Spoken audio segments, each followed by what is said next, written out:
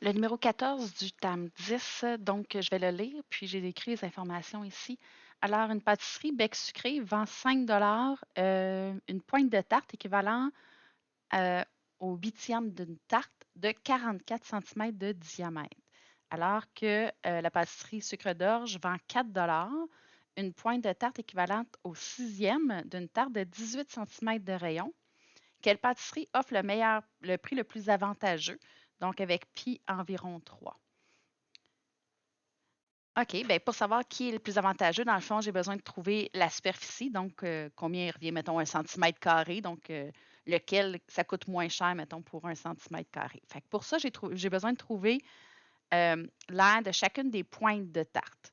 Alors, j'ai une tarte, pour trouver le huitième, bien, il faut que je fasse l'aire totale de la tarte, puis je vais prendre un huitième, donc je vais diviser par 8. Et je vais faire l'aire totale de l'autre tarte avec un, excusez, rayon de 18. Puis je vais prendre un sixième. OK? Donc, 1, l'aire de toute la tarte de bec sucré. Donc, A est égal à pi rayon au carré. Pi fois, ben, le rayon, si j'ai un diamètre de 44, ben, c'est 44 divisé par 2, qui est au carré.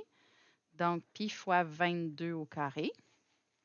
Donc, c'est égal à, là, je vais, ici, je n'ai pas de au carré, là, donc je vais faire 22 fois 22.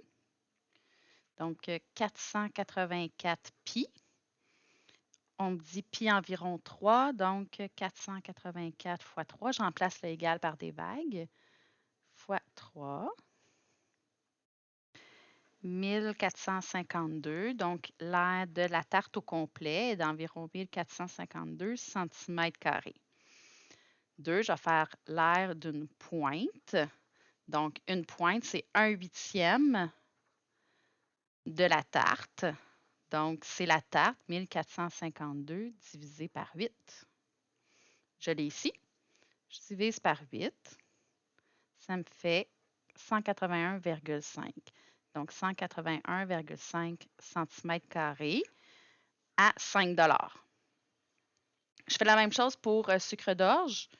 Donc, je suis rendue à mon troisième calcul. L'aire de la tarte au complet, c'est égal à l'aire d'un disque, puis rayon au carré, puis fois, ben, le rayon, je l'ai, c'est 18. Alors, 18 au carré me donne 324 pi. Je remplace le pi, donc je remplace le égal par des vagues. Fois 3, 972. Donc, l'aire de la tarte est environ 972 cm². Oui, elle est plus petite, mais je la coupe en moins de parties. Je la coupe en 6, fait qu'on ne sait pas encore si c'est mieux ou pas. Alors, 4, l'aire d'une pointe, mais pour sucre d'orge, ben c'est un sixième de 972. Donc, un sixième, ben 972 divisé par 6.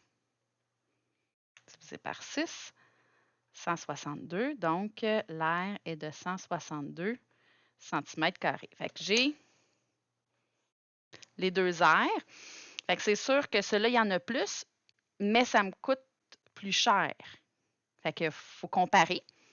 Alors, pour comparer, je vais, donc 5 comparaisons. Donc, j'ai 181,5 cm² pour 5 et l'autre, j'ai 162 cm² pour 4 Donc, pour 1 tiens, au lieu de faire un centimètre, je vais faire pour 1 j'ai combien de tartes? Donc, je divise par 5 ici. Bon, je l'ai déjà mon 162, fait que lui, je vais faire diviser par 4 pour arriver à 1 divisé par 4. Donc, j'ai 40,5 cm². Je n'ai pas écrit mes unités, cm².